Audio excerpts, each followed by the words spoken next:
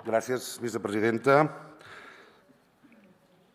Diputats, diputades, bon dia. Bé, avui tenim una moció de Ciutadans que és clarament simptomàtica d'un debat que portem arrossegant des de fa molts mesos, un debat que s'ha produït en el si de la Comissió d'Exteriors, denunciant un suposat apartheid d'Israel, i també un debat que, com s'ha dit, s'està produint a l'Ajuntament de Barcelona, on es demana que es trenqui l'agermanament amb la ciutat de Tel Aviv. Un agermanament del 1998, amb un alt grau de contingut simbòlic i polític, ja que al mateix temps que Barcelona s'agermanava amb Tel Aviv, també ho feia amb el municipi palestí de Gaza. Barcelona, Gaza, Tel Aviv, ciutats germanes, ciutats agermanades.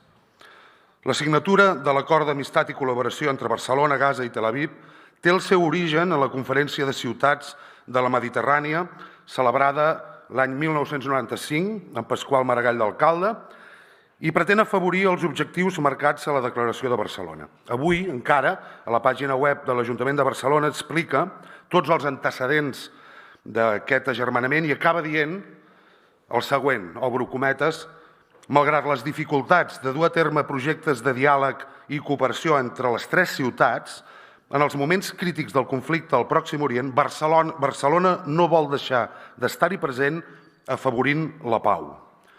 Doncs bé, Junts per Catalunya no vol que la web de l'Ajuntament de Barcelona deixi de dir això. Evidentment, amb aquest triple agermanament es vol transmetre un clar missatge: la defensa de la resolució pacífica del conflicte, la defensa dels dos estats i una altra cosa molt important: la societat catalana està amb els drets humans i amb la resolució pacífica dels conflictes. Proclama que els catalans som gent d'agermanaments, no pas gent que té cap tipus de cosa al cap que acabi amb fòbia. Cap.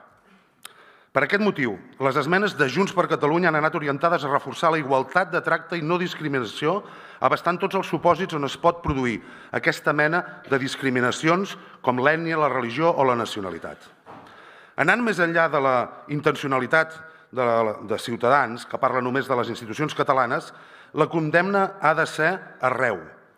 De fet, quan es va votar la proposta de resolució, vostès es van abstenir a tots els punts, a diferència de Junts, que hi van votar en contra. Per tant, aquesta moció ens fa pensar en un punt d'oportunisme, que, si més no, és preocupant.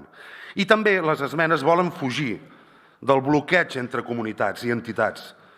Volen fomentar la pau, com els deia, entre les parts i també la bona convivència dins de la societat catalana. Cada cop que el conflicte entre Israel i Palestina pateix nous esdeveniments, a Catalunya hi ha atacs creuats entre defensors i detractors d'un i altre bàndol. Quan es produeixen aquestes espirals, com apunta la moció, la comunitat jueva catalana també pateix múltiples agressions de to judeofòbic i fins i tot podríem dir de caràcter antisemita. Evidentment que hi ha moltíssim a denunciar, però demanem que no abandonar aquest objectiu últim i estratègic d'agermanament entre els pobles. Denunciem el que calgui, denunciem-ho, però també ajudem a que no desapareguin els pocs ponts amb els que podem ser útils per fomentar la concòrdia. Des del grup parlamentari de Junts per Catalunya compartim la defensa de la comunitat jueva davant de qualsevol mena d'actituds i proclames judeofòbiques i antisemites. Rebutgem i no tolerem cap mena d'atac contra la comunitat jueva catalana i, ben al contrari, treballem en la línia de teixir llaços de concòrdia. Com els constarà, el passat mes de setembre, per exemple, la consellera Victòria Alsina va realitzar un viatge a Israel en aquesta línia. Però el poble de Catalunya, si per una cosa es caracteritza, és per ser terra d'acollida, una societat oberta i integradora on la convivència es basa en la identitat col·lectiva de la catalanitat, on no importa l'origen, l'ètnia, la religió, la nacionalitat ni l'orientació sexual. En la mateixa línia, una de les altres esmenes, i entenc que és un tema que pot generar polèmica, és que nosaltres no estem còmodes amb els boicots. S'ha demostrat que solen afectar els més desafavorits, tal com s'ha demostrat a Cuba o Veneçuela, mentre les elits i els jerarques es continuen engreixant.